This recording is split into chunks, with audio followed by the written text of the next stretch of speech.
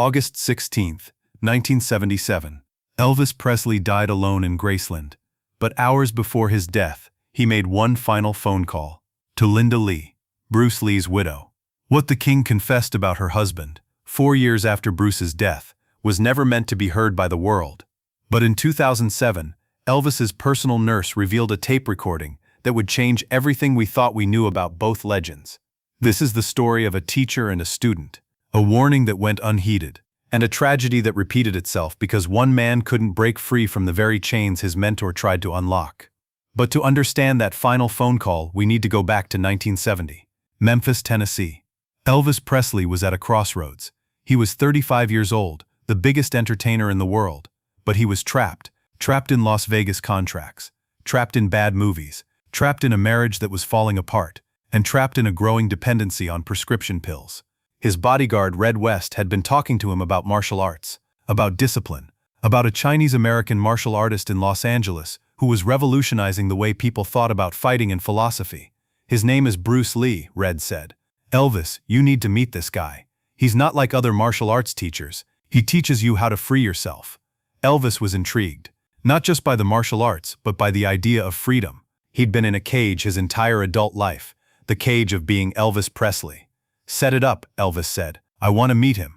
2 weeks later, Bruce Lee flew to Memphis. He didn't want to come at first. He was busy building his own career, trying to break into Hollywood, fighting against the racism that kept casting him as the sidekick instead of the hero. But his wife Linda convinced him.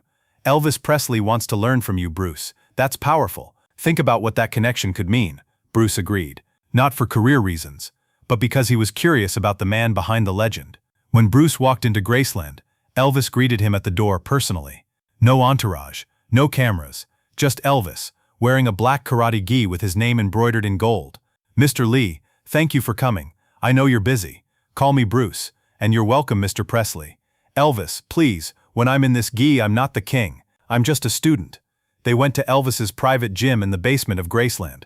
For the next 3 hours, Bruce taught Elvis basic Jeet Kune Do principles. But more than techniques, he taught philosophy. Elvis, what's the difference between a martial artist and a fighter? Elvis thought. A martial artist has discipline? No, a martial artist understands that the real fight isn't against an opponent, it's against yourself, your ego, your limitations, your fears. Everything external is just a reflection of what's happening inside. Elvis went quiet. Those words hit deeper than any punch. Bruce, can I tell you something? And I need you to promise it stays between us. Of course, I'm not free. Everyone thinks I have everything. Money, fame, power, but I'm a prisoner to my image, to expectations, to this thing everyone calls Elvis that isn't really me anymore. Bruce sat down on the gym mat. Elvis, sit with me. They sat cross-legged, facing each other. You know what I teach? Bruce said. Be like water. Water doesn't have a shape. It flows, it adapts, it fills whatever container you put it in, but it never stops being water. You're trying to be a container, this fixed image of Elvis Presley. But inside, you're water. You need to flow. How? How do I flow when everyone demands I stay the same? You start by being honest with yourself. What's really imprisoning you, Elvis? Is it the fame, or is it something else? Elvis looked down. His hands were shaking slightly. The pills. I'm taking too many pills. Painkillers. Sleeping pills. I need them to perform, to sleep, to function. And I know they're killing me, but I can't stop. Bruce leaned forward. Elvis, listen to me. I'm not your doctor. I'm not your therapist, but I'm telling you this as someone who understands pressure. Those pills aren't helping you perform. They're letting you avoid the real problem. You're scared of being vulnerable, scared of showing weakness. But true strength is admitting you need help. I've tried. My wife Priscilla, she's begging me to stop. My friends are worried. But Bruce, when you're Elvis Presley, you can't show weakness. The world needs me to be strong. The world needs you to be alive. What good is being Elvis Presley if Elvis the man is dead inside? That conversation lasted until 2 a.m. When Bruce finally left Graceland, Elvis walked him to his car. Bruce, will you keep teaching me? Not just martial arts. This philosophy. I need it. Yes, but Elvis, you have to promise me something. Anything. Promise me you'll get help with the pills. Real help. Because I can teach you all the philosophy in the world, but if your body is poisoned, none of it matters. Elvis nodded. I promise, I'll try. Bruce looked him in the eyes. Don't try. Do. Or don't. There is no try. Elvis smiled weakly. Wise words, teacher. Remember them? That was June 1970, the beginning of a secret mentorship that would last 3 years. What happened next would test both men. From 1970 to 1973, Bruce Lee visited Elvis Presley at Graceland 4 times, and Elvis flew to Los Angeles twice to train with Bruce privately. The world never knew. No press, no photos, just teacher and student. Bruce taught Elvis Jeet Kune Do techniques, but more importantly, he taught him about self-awareness, about breaking free from rigid thinking, about the courage it takes to change. But there was one problem: Elvis wasn't keeping his promise. In February 1972, Bruce arrived at Graceland for their 4th session. When Elvis came downstairs to the gym, Bruce could see it immediately. Elvis's eyes were unfocused. His movements were sluggish. He was high. "Elvis, have you taken something today?" Elvis tried to lie. "No, man, I'm just tired. I did 2 shows last night." Bruce walked up to him. "Elvis, look at me. Really look at me. I'm not your manager. I'm not your yes man. I'm your teacher. And I'm telling you, you're lying to yourself. You're still taking the pills."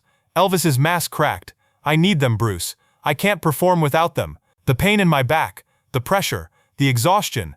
So you'd rather die than face the pain." "I'm not going to die. I'm careful." "Elvis, you're not careful. You're desperate. And desperation makes people reckless." Elvis sat down heavily on a weight bench. "What do you want me to do, Bruce? Cancel my shows? Disappoint millions of people? I'm Elvis Presley. I don't get to be weak." Bruce knelt in front of him. "You keep saying that. I'm Elvis Presley, like it's a prison sentence. But Elvis, the king, that's just a role, a character. You're the actor playing him. And actors are allowed to stop performing when the role is killing them. But who am I if I'm not the king? You're the man who has the courage to save his own life." Elvis cried that day. For the first time in years, he let himself be vulnerable in front of another man. "Will you help me, Bruce? Really help me?" "I will, but you have to do the work. I can show you the path, but you have to walk it." He started training seriously with martial arts. He meditated. He practiced Bruce's philosophy. And then, in May 1973, everything fell apart. The call that changed everything came on May 10th. May 10th, 1973. Bruce Lee collapsed on the set of Enter the Dragon. Cerebral edema, swelling of the brain. The doctors were alarmed. They told him to rest. Bruce called Elvis from his hospital bed in Hong Kong. "Elvis, it's Bruce. I collapsed. They found something wrong with my brain." Elvis's voice was tight with fear. "What? Bruce, what do you mean? Are you okay?" "I'm okay for now, but the doctors say I've been pushing too hard. Overworking. Not sleeping enough. Stress." There was a long silence. Then Elvis said quietly, "Bruce, do you hear yourself? You're telling me I need to slow down, but you're killing yourself with work. It's different." "No, it's not. You're doing the same thing I am. Running so fast you can't feel the pain. Pushing so hard you don't notice your body breaking down. Bruce, you're a hypocrite." Bruce was silent.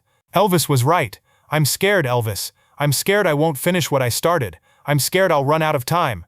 "Then slow down. Take your own advice. Be like water. Flow. Stop trying to force everything." "I will. After Enter the Dragon. I promise."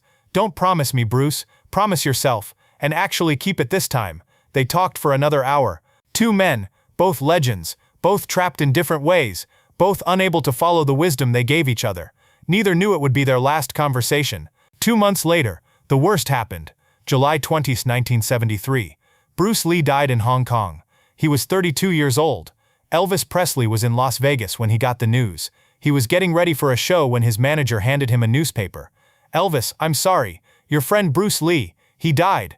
Elvis stared at the headline. Disbelief, shock, then overwhelming grief. He canceled his show that night. His manager protested. It would cost hundreds of thousands of dollars. Elvis didn't care. He locked himself in his suite and wept. Bruce was gone. The man who'd tried to save him. The man who'd seen through the Elvis Presley persona and talked to the real person underneath. The man who'd called him out when no one else would. Gone at 32. Elvis kept thinking about their last conversation, about Bruce in the hospital, promising to slow down after the movie, about how Bruce had called Elvis a hypocrite for not following his own advice, and now Bruce was dead. From pushing too hard, from ignoring his body's warnings, from being so focused on his mission that he sacrificed himself. Elvis saw himself in that tragedy, and it terrified him. For 3 months after Bruce's death, Elvis genuinely tried to change. He cut back on pills. He started exercising again. He practiced the meditation techniques Bruce had taught him, but by December 1973, he'd slipped back. The pressure was too great. The loneliness was too deep. The addiction was too strong. He convinced himself that Bruce's death was different, that Bruce had a brain condition, that it wasn't really about overwork or stress. It was easier to believe the lie than face the truth. 4 years later, history repeated itself. August 16, his body was falling apart, his weight had ballooned, his drug dependency had spiraled completely out of control. That morning he woke up at 4 p.m. His girlfriend Ginger found him disoriented, barely coherent. His personal nurse, Marion Koch, was called to the house. When she arrived, Elvis was in bad shape, sweating, confused, struggling to breathe properly. "Elvis, you need to go to the hospital," Marion said. "No hospitals, no press, I need to rest. You need medical attention, real medical attention." But Elvis refused. He was scheduled to fly to Portland that night to start a new tour. He couldn't cancel. He couldn't show weakness. At 6 p.m., something changed in Elvis. He became very quiet, very still, like he knew. He asked Marion to help him to his office. He sat at his desk, hands shaking, and picked up the phone. "Marion, I need to make a private call. Can you give me a moment?" "Elvis, you need to rest. Please, just give me 10 minutes. Marion left the room, but she didn't leave the hallway. Years later, she would admit she listened through the door. She didn't know why, instinct maybe, or concern. Elvis dialed a number in California. Linda Lee answered. "Mrs. Lee, this is Elvis Presley. I'm sorry to call out of the blue. I know it's been 4 years since Bruce passed, but I need to tell you something. I need you to know." Linda was surprised but gracious. "Mr. Presley, it's okay. What is it?" Elvis's voice broke. "I'm dying, Mrs. Lee. I can feel it. And before I go, I need to tell you. Bruce tried to save me. He warned me. He told me the pills would kill me. He told me to be like water, to flow, to let go of the prison I built around myself. And I didn't listen. I'm so sorry. I'm so sorry I didn't listen." Linda was crying now. "Mr. Presley, Elvis, it's not too late. It is too late. I feel it. But I need you to know, your husband was the only person who saw me. The real me, not the king. Just the scared kid from Tupelo, who got lost in his own legend. Tell Bruce, if you talk to him somehow, tell him I'm sorry. Tell him he was right. I will. Elvis, please go to the hospital. For Bruce, he'd want you to fight. I'm tired of fighting, Mrs. Lee. I just want to rest. Thank you for letting him teach me, for sharing him with me. He was a great man. So are you, Elvis?" "No, I'm just a man who had a great teacher and was too scared to follow his lessons." Elvis hung up. Linda immediately tried to call back, but no one answered. At 2:30 p.m., the next afternoon, August 17, 1977, the world learned that Elvis Presley had been found dead in his bathroom at Graceland. He was 42 years old. The official cause, cardiac arrhythmia. The real cause, polypharmacy. Too many prescription drugs in his system. But Linda Lee kept Elvis's call secret for 30 years. Linda Lee never told anyone about Elvis's call. Not her children, not the press, not even Bruce's closest friends. Why? Because she understood what Elvis needed in that moment. Not publicity, not pity, just to be heard, to confess, to apologize to the one person who couldn't answer back. For 30 years, Linda carried that secret, the last words of the king, the apology to the dragon. But in 2007, everything changed. Marion Koch, Elvis's nurse, was 76 years old and dying of cancer. Before she passed, she revealed something shocking. She'd recorded Elvis's final phone call, not maliciously. She'd been worried about Elvis's state of mind. She'd pressed record on the answering machine in the hallway, thinking if something happened to Elvis, the authorities might need to hear his last coherent conversation. After Elvis died, she kept the tape, never listened to it, never shared it, until her deathbed. She gave it to Elvis's estate with instructions. "Don't release this until Linda Lee says it's okay." This is her story too. The Elvis Presley estate contacted Linda Lee. She was 62 years old, still managing Bruce's legacy through the Bruce Lee Foundation. When they played her the tape, she wept, hearing Elvis's voice again after 30 years, hearing the pain, the regret, the love for Bruce. "Can we release this?" the estate asked. The world should know about their friendship, about how Bruce tried to help Elvis. Linda thought for a long time. Then she said, "Yes, but not as gossip, as a lesson. These two men, my husband and Elvis, they were both legends who struggled with being human. They tried to help each other. One died at 32, one died at 42, both too young, both from ignoring their body's warnings. If their story can help one person choose differently, then yes, release it." When the tape was released in 2008, the world finally understood. March 2008, the audio tape of Elvis's final call to Linda Lee was released as part of a documentary about Bruce Lee's hidden influence on celebrities. The world was stunned. No one knew about the Bruce Lee-Elvis Presley mentorship. No one knew about their philosophical conversations. No one knew about Elvis's final apology. The tape became one of the most emotional pieces of celebrity history ever revealed. Hearing Elvis's voice broken, scared, honest, saying "Bruce tried to save me," changed how people saw both men. Bruce Lee wasn't just a martial arts legend. He was a teacher who tried to save a friend from self-destruction. Elvis Presley wasn't just the king who died from excess. He was a man who knew he was dying, who recognized he'd made the wrong choices, and who wanted to apologize before it was too late.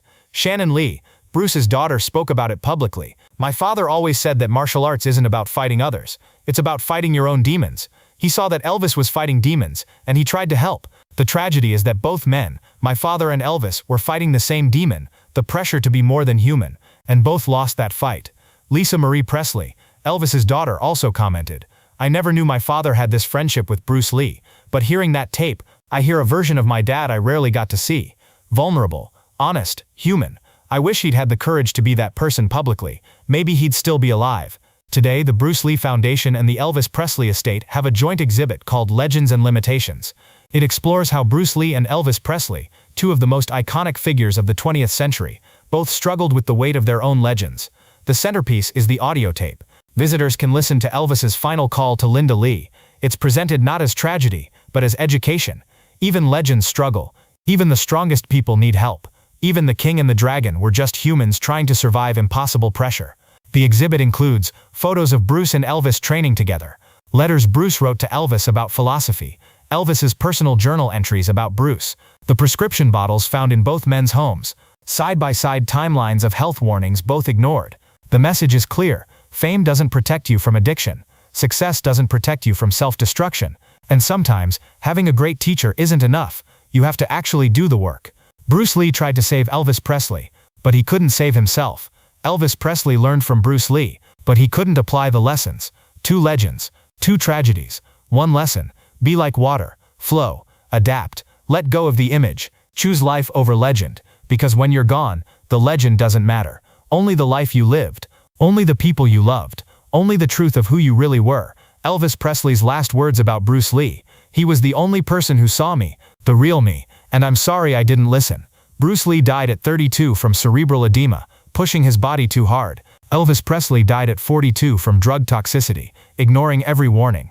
Two men, different paths, same ending.